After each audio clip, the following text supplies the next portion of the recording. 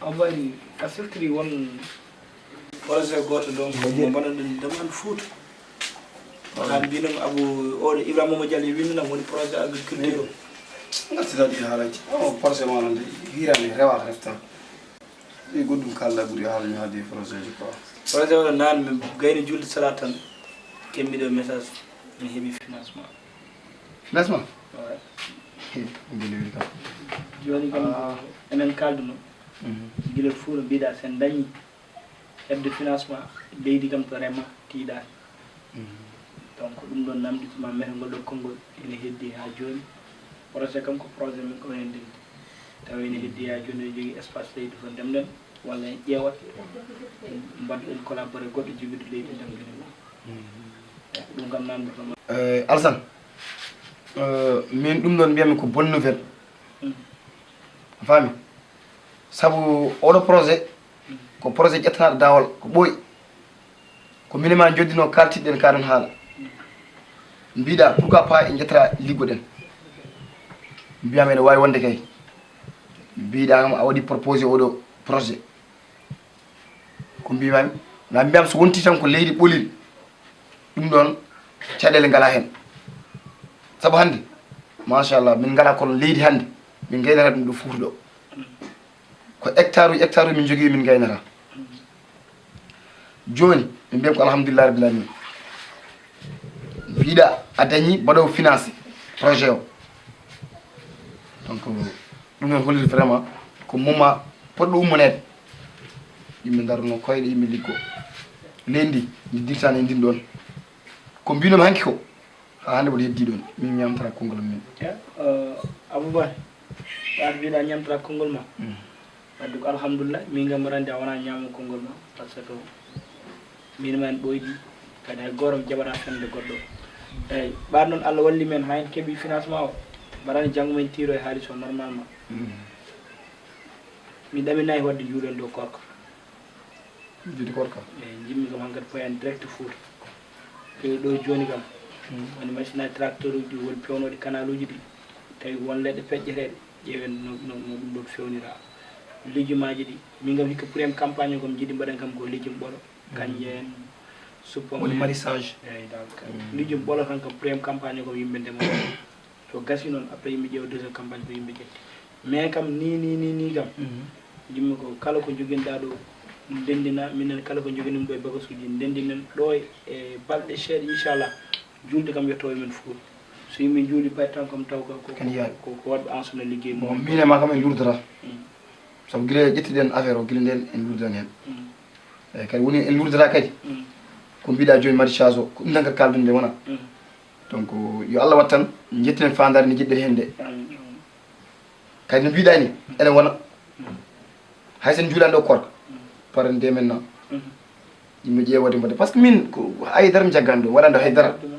fami ko jonde tan jonde noon hankadi ligguey yonti ko ɗum ɗo wonno probléme nda feere dañama ko enen jagguidam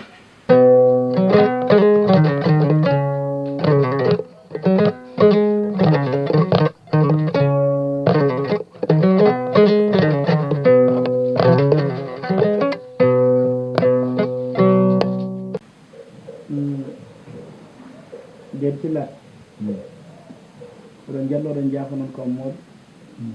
donc jaafuɗon e transport no min gonɗinno mon ono foof kadi ɗon noon min e Abou won projet goto mo ɓeɓɓuno rawane Fouta koto projet agriculture donc faati ndema ala waɗi min bindin ɗum gila rawane min dépose ala waɗi hunde ɗon donc yalti min keɓi hen donc finance min totta men haalis kewɗo yo mbaw daron projet amen pour faati ndema to ɓarno min keɓi ɗum ɗon kadi onon tan min jogui wadno kala komin dañi donc il faut que min dende moon Allah rokki amen donc min keɓi finance min mbiruno guila adani min jiɗni ko julti korko min juuloya ɗo Fuuta so Allah lamɗo jaaɓi comme ça somin julti Fuuta kam somin jettima guila joni woni opération leɗɗe poɗɗe feƴƴede peƴƴe tracteur uji poɗɗi irlude leydi ndi ha irlo woni irlade ganduɗa kam somin juuli korko payre kankam pour amen jahol koko campagne amen no ƴewno yeɓɓita tawi wonko abou jogui kadi ɓeyden seeɗa kamin e ƴeew ɓeyden ko ɗum ɗon sabino jondan alhamdulillah tettima kam mbawɗa ndem eyyi min mbo andi ko kalamin heewa han fewi donc no wayno haali foof ndin kadi donc hili faat min tan ɓolmi min ɗo surtout kamoɗo bo kanko tan mboɗanta yaltimi haalnimamo ene yano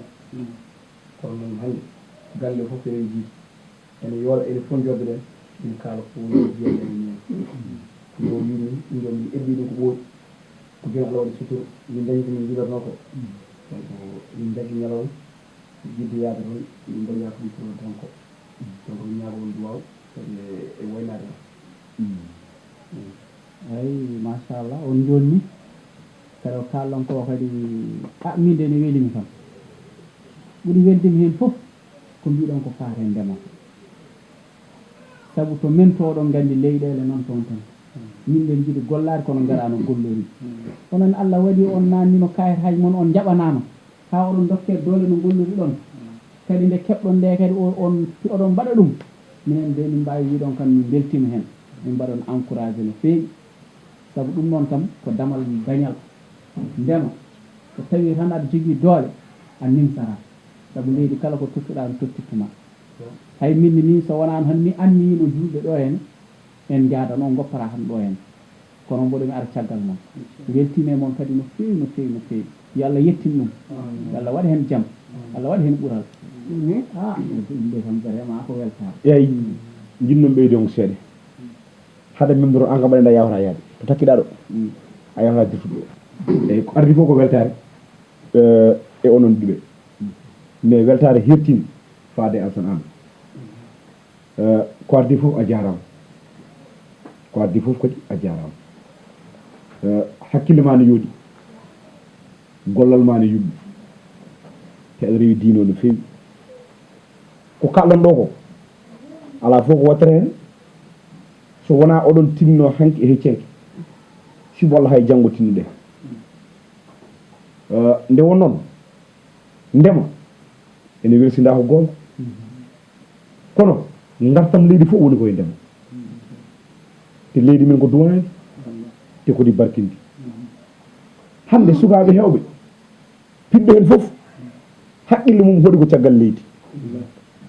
piɗɗo hen foof ko weddano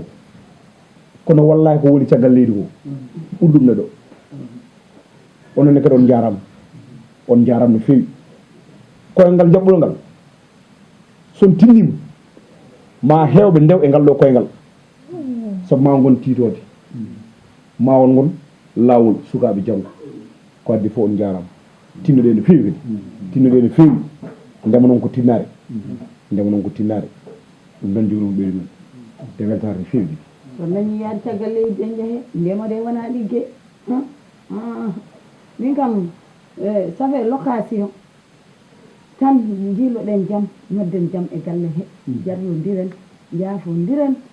lewru korka maayi teɓe e ɗon payi Fuuta sabu neɗɗo saɗi ɗaɓɓoya ƴata oɗo woppi jaam ƴata aɗa nana jaam ko ɗaɓɓata ko mbawa hebde ɗum min de kami baɗowo min kami baɗowo kami biyowo mi wona neɗɗo jaam kami neɗɗo urɓowo tan onon fof jarloɗe jaafoɗe jarloɗe jaafoɗe gacce min kam yaafima Allah hokken tawde ɗo saaha o suuɗi e ko feeñi ɗum ɗo de so jaam noddama kam mi sikku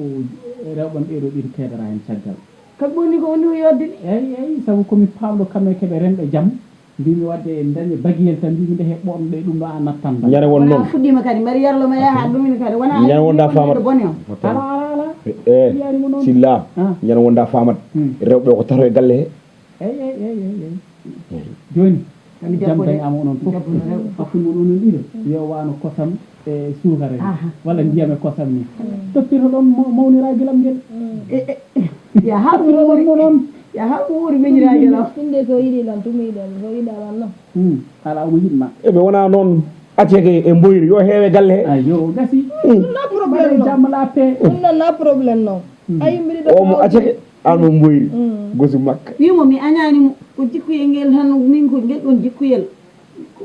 no wone yam tan ko noon o way noon mbami oron occata ko o lappe lappe eyi jam dañama fewna ɗo